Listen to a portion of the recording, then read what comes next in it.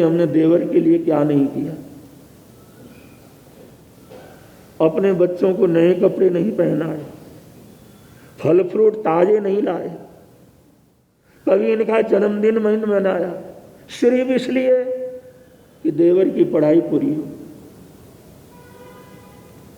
हमने क्या क्या कष्ट नहीं सहे, क्या क्या तकलीफ नहीं सहा, क्या क्या कुछ नहीं कहा, और कैसे अपने जीवन को चलाया, कितने कष्ट सहे। हंसते हंसते अपने तकलीफों को हमने जो हजम किया। लेकिन आज देवर जी ये कहते हैं कि आपको कि बताने की क्या जरूरत है। बहुत तकलीफ हुई। बंधु, ऐसा कोई व्यवहार हो तो इंसान को बहुत तकलीफ होती है। दुश्मन का व्यवहार इंसान झेल जाता है, लेकिन अपनों की जो बुराई है उसको झेलना उसको बड़ा मुश्किल होता है। न कह सकता है न रह सकता।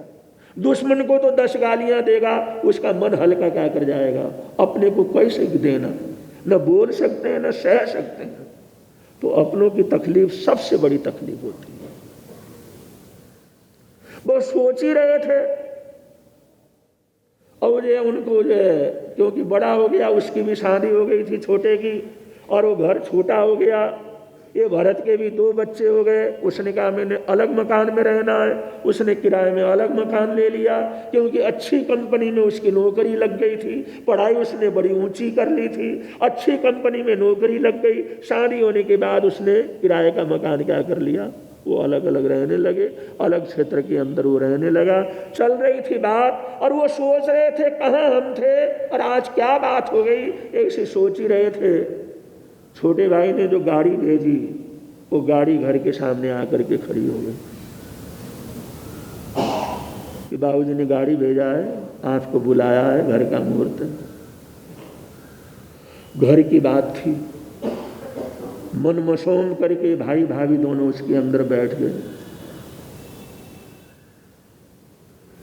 और वो गाड़ी वहां से चल पड़ी और ऐसे मकान के सामने जाकर के रुकी। वो मकान देख करके भरत दंग रह गया। इतना बढ़िया मकान, और 2-2, 3-3 मंजिल का मकान, और बाहर से ही उतनी अच्छा सजावट और अंदर भी उसी तरह के साधन।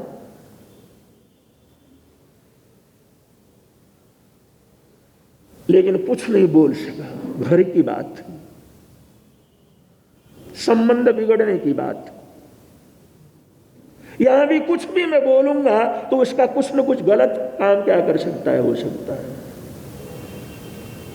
भरत ने देखा 2 पोर्शन में मकान बना हुआ है, आलीशान मकान बना हुआ है। उसने सोचा इसमें कम से कम 2 करोड़ का खर्च तो क्या किया होगा, आया होगा। वो अपने आप को कहता है, भरत तेरी लड़की ब्याहने योग्य हो रही है, तेरे पास आज 2 लाख भी नहीं है, और तेरे भाई ने अपने छोटे छोटे बच्चों के लिए, उसके तो बच्चे अभी बिल्कुल छोटे हैं, 2 पोर्शन के अंदर इतना बड़ा मकान क्या किया, बनाया। अपना दर्द किसके बांटे, अपना दर्द किसको कहे, अपनी तकलीफ किसको कहे। बंधु, इंसान ने कह सकता है न सह सकता है, वो सबसे बड़ी तकलीफ होती। बस अपने को पत्थर दिल बना करके आंसुओं को रोके खड़ा था। उतने देर को वो लक्ष्मण के मित्रगण आए। उन्होंने कहा, लक्ष्मण, पंडित जी जो वहां पर मुहूर्त करा रहे हैं, हवन करा रहे हैं, उन्होंने कहा है मालिक को अब आकर के यहाँ पर आसन के ऊपर बैठना चाहिए, जिससे हवन का कार्य क्या हो, पूरा हो। पंडित जी ने बुलाया है, मालिक को ला करके यहाँ पर क्या करो, बिठाओ। इसलिए चलो, हवन का काम पूरा करना है ना, गिरिये प्रवेश का काम पूरा करना है, ये जो वास्तु शांति का काम पूरा करना है, इसलिए आप जाकर के वहां पर क्या करो, बैठो।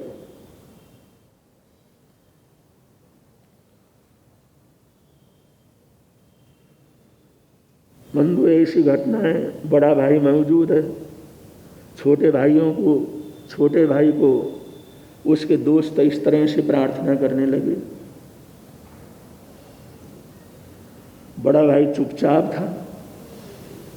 लक्ष्मण ने कहा, दोस्तों मालिक को बुलाया ना, मैं ही मालिक नहीं हूं, मेरे बड़े भाई साहब भी मालिक हैं। इन्होंने मेरे ऊपर जितना उपकार किया है ये सब कुछ इनका ही दिया हुआ है। आज मैं जो कुछ हूं ये बड़े भाई साहब और भाभी के प्रताप से हूं।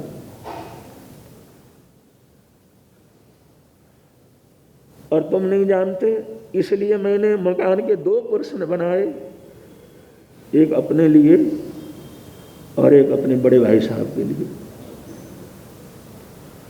बंधुओं ये सुना, वो अचरज के अंदर पड़ गए। उन्हें कहा, चलो भाई साहब चलो, हवन के अंदर बैठने का टाइम हुआ है। उसको पकड़ा और पकड़ करके लेके गया। एक पोर्शन आपका, एक पोर्शन मेरा है। वहां पर बैठते हुए जो बोला कि आप चिंता फिक्र नहीं करना, जो बेटी की शादी है तुम और मैं दोनों मिलकर के क्या करेंगे, कर लेंगे। जब तक हवन के अंदर बैठा, बड़ा भाई लगातार क्या करता रहा, रोता रहा। उसकी आंसू थमने नहीं आ रहे थे।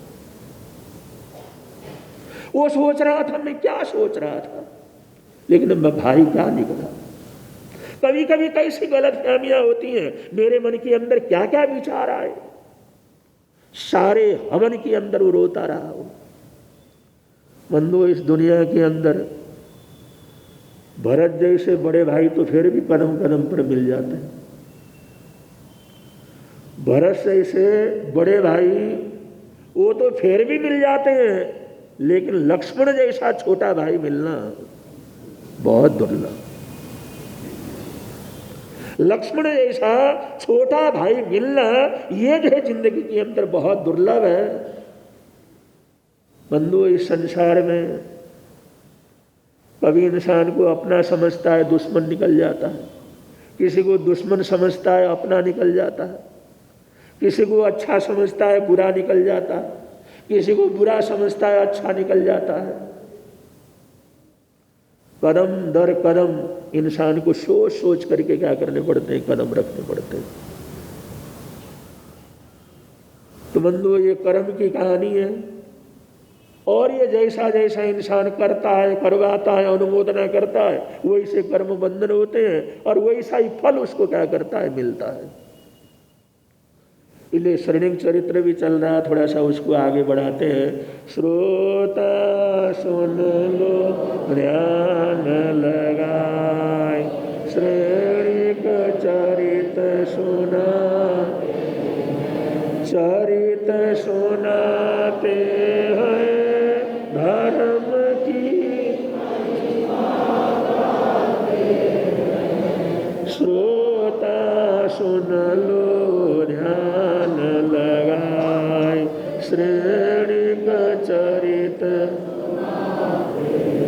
चरित्र रसीला रस बरसावे, हृदय भरे आनंद, कौन भर विचर्या में आवे, होवे परमानंद। श्रोता सुन लो ध्यान लगा, श्रेणिक चरित, चरित सुनाते हैं धर्म की महिमा। श्रोता सुन लो ध्यान लगाए।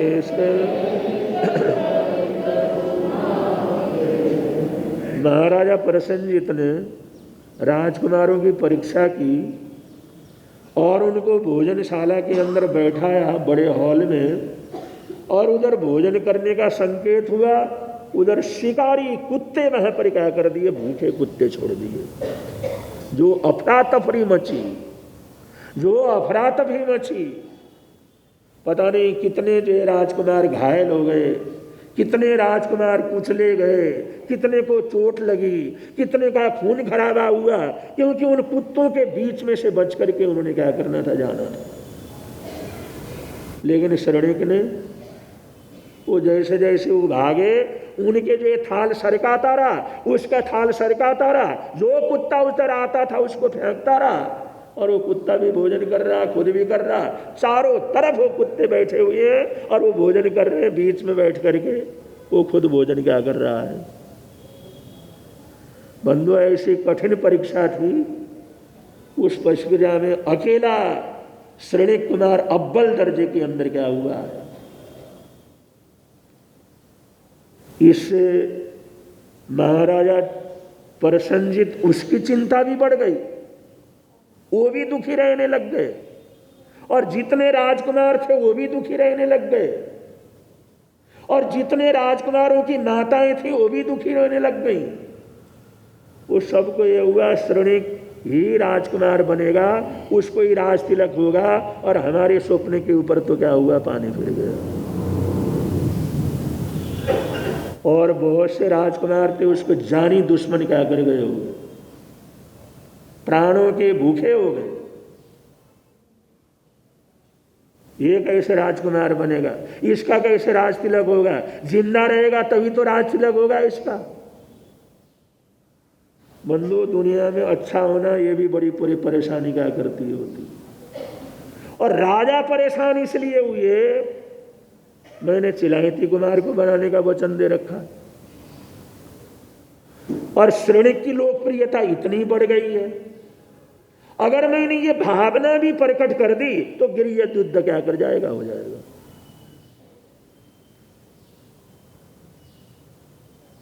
अब हालात इतने खराब हो गए, हालात इतने खराब हो गए, राजा प्रसन्नजित ने अपने घनिष्ठ जो अंतरंग मंत्री थे, उन लोगों से, साथी थे, उन लोगों से जो चर्चा की, देखो मैं एक क्षत्रिय राजा हूं, मैंने वचन दिया है उसको भी पूरा करना है, और राजकुमार श्रेणिक को हम किसी भी कीमत पर इधर उधर नहीं कर सकते।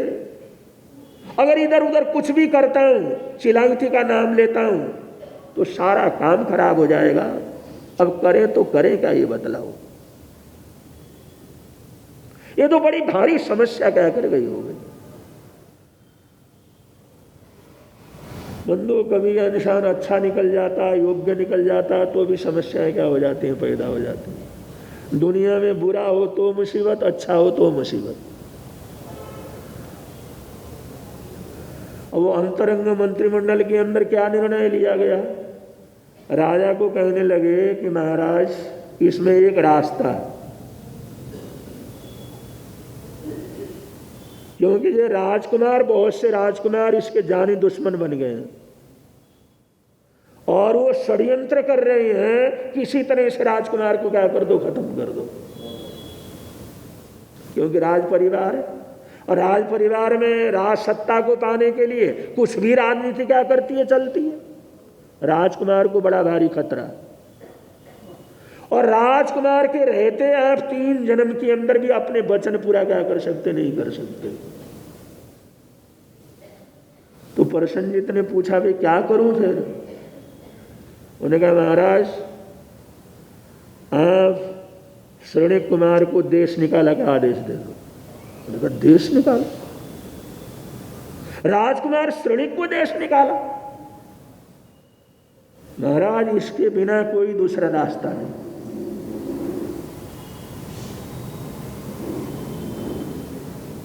वो कहने लगा, उसको देश निकाला देकर के मैंने मरना, तबाही मच जाएगी, सारी जनता उलट जाएगी, गृहयुद्ध शुरू हो जाएगा। उन्होंने कहा, आपको करना तो पड़ेगा।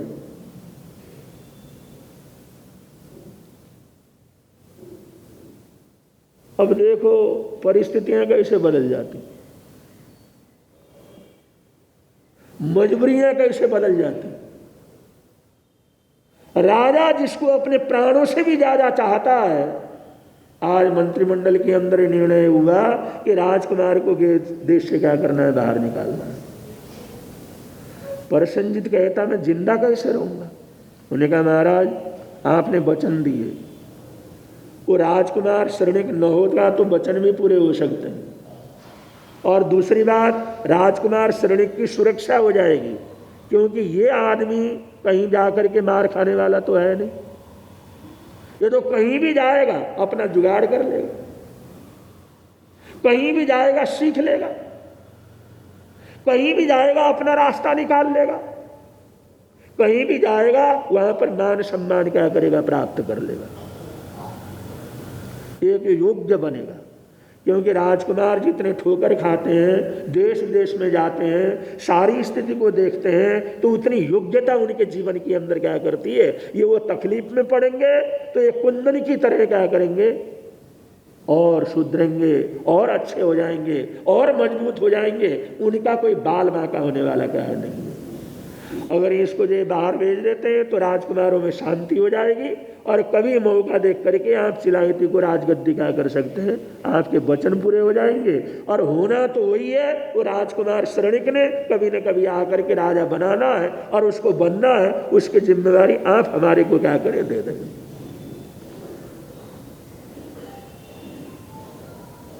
अब ये समस्या पैदा हो गई, अब राजकुमार को किस बात के लिए देश निकाला दिया जाए? अरे कोई बात तो। प्रसेनजीत कहते हैं जो 100 राजकुमारों में श्रेष्ठ राजकुमार है, जो उड़ते हुए पक्षी के परों को जो पहचानता है, उस आदमी को देश निकाला कैसे देंगे? किस तरह से देंगे? किस बहाने से देंगे? अरे देश निकाला देना हो तो भी कोई गलती, कोई बहाना कुछ तो हो, और कुछ तो हो तभी तो दे सकेंगे, और वैसे ऐसी सजा कैसे दे सकते हैं? अब ये बातचीत हो रही है भाई कैसे करें और कैसे उसका दोष निकालें, कैसे उसकी कमी निकालें, कैसे उसको जो एक कमी सिद्ध करें और जिससे उसको देश निकाला क्या किया जाए। परिस्थितियां मित्र को दुश्मन बना देते। जो साधारण राजकुमार थे लिए उसके लिए कुछ नहीं, जो असाधारण था उसके लिए देश निकाला का वहां पर षड्यंत्र क्या किया जा रहा है, रचा जा रहा है, वो भी अपने प्राण प्रिय पिता के द्वारा। ऐसी परिस्थितियां, मजबूरियां इंसान को कहीं न कहीं ले जा करके क्या करती है, पटक देती हैं। आगे कैसे घटना चलती है उस समय के अनुसार क्या करेंगे, बतलाएंगे। बड़े प्रेम से आप लोग बोलेंगे, मिलता है आनंद प्रभु वाणी से, मिलता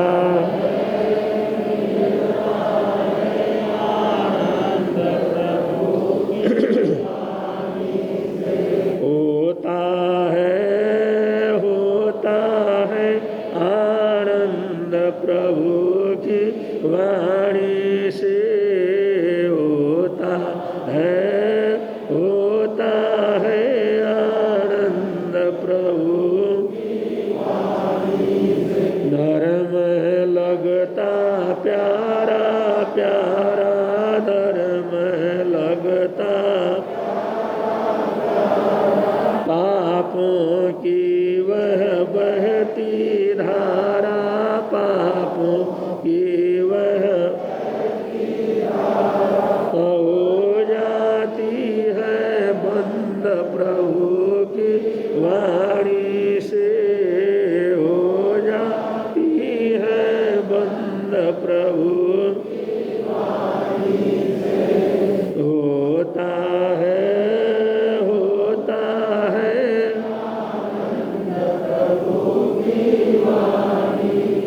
30 तारीख को एकासना दिवस है, सामूहिक रूप से एकासना दिवस है, संगीत एकासना दिवस है।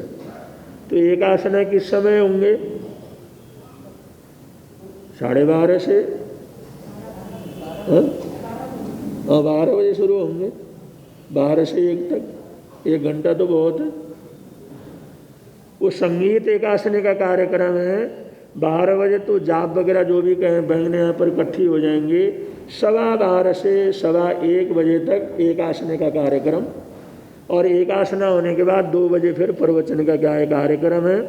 और सामायिक पचरंगी है, सामायिक पचरंगी उसमें खुला रखते हैं हम लोग, क्योंकि जो सुबह करना चाहे सुबह कर सकते हैं, और दोपहर को प्रवचन में करना चाहे प्रवचन में कर सकते हैं, क्योंकि 2 बजे आकर के 5 सामायिक करना वो भी बड़ा मुश्किल का काम है।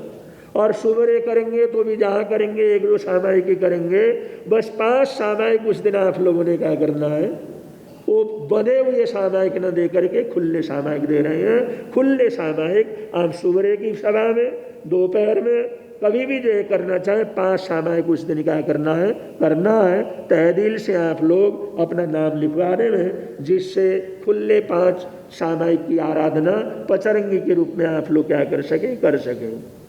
और ये फूलचंद जी महाराज साहब के दीक्षा जयंती के उपलक्ष्य में हो रहा है। और ये ठीक 12 बजे एकासने क्या हो जाएंगे, शुरू हो जाएंगे। संगीत का एकासना है, इसलिए 11:45 तक एकासना करने वाले सभी लोगों को यहाँ पर उपस्थित क्या करना चाहिए। जो सामूहिक रूप से एकासना में बैठने वाले लोग हैं उन सबको जो है 11:15 बजे तक यहाँ पर उपस्थित होना है। थोड़ा सा जाप होएगा, जाप के बाद मंगल पाठ होगा, और मंगल पाठ के बाद सामूहिक रूप से संगीत एकासना का कार्यक्रम चलेगा। उसका लुत्फ जरूर आप लोग क्या करेंगे, उठाएंगे, क्योंकि संगीत बड़ा प्रिय होता है, तो एकासना का भोजन भी बड़ा प्रिय क्या करेगा, रहेगा। और भूख लगती है तो सारे भोजन बड़े स्वादिष्ट होते हैं, इसलिए संगीत एकासना का सब लोगों ने क्या करना है, विशेष रूप से ध्यान रखना है। और मोक्ष की सीढ़ी में, सोपान में जो आगे बढ़ने वाले हैं, रसीलाबेन शाह, ललिता काठेड़ और मीनाक्षी विराट बोरा, और इनको महिला समिति की तरफ से पुरस्कृत किया जाएगा। अपना पुरस्कार वो क्या कर सकते हैं, ले सकते हैं। जो कल का जो प्रश्न था उसका उत्तर है, कल का प्रश्न था द्वारिका का निर्माण किसने किया, और इसका उत्तर है वैश्रवण देव ने। वैश्रवण देव ने द्वारिका नगरी का निर्माण करने में वासुदेव श्री कृष्ण को भरपूर सहयोग दिया, और उनके निरीक्षण के अंदर ये कार्य हुआ। उत्तर आया है मधु समदड़िया का, रूपाली मांडोत का, उनको भी जय